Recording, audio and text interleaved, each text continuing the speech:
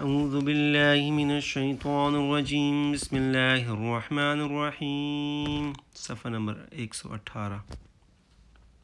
بسم الله الرحمن الرحيم وإذا ناديتم إلى الصلاة اتخذوها هزوا ولعبا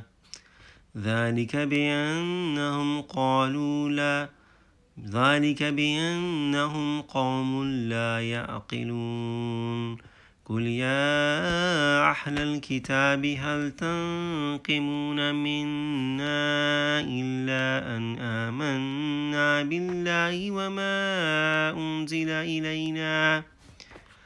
وما أنزل من قبل وأن أكثركم فاسقون قل هل أنبئكم بشر من ذلك مثوبة عند الله من لعنه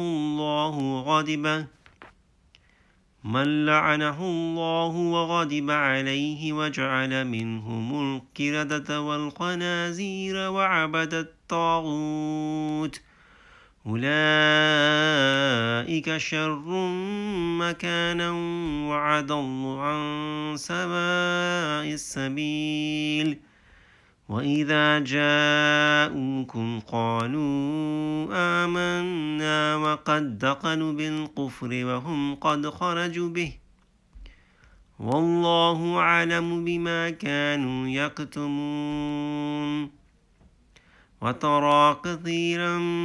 منهم يصارعون في الإثم والعدوان وأكلهم السحت لبئس ما كانوا يعملون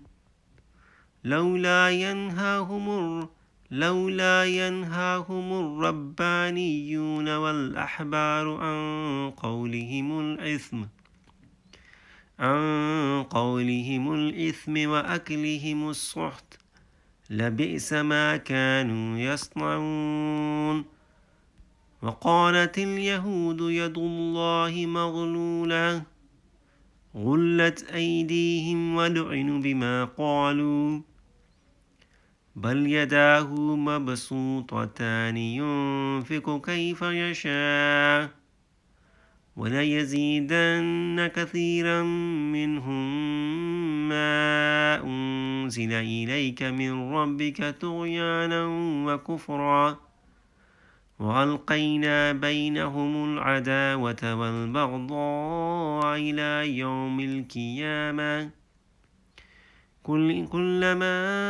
أوقدوا نارا للحرب أطفاها الله ويسعون في الأرض فسادا والله لا يحب المفسدين صدق الله العظيم.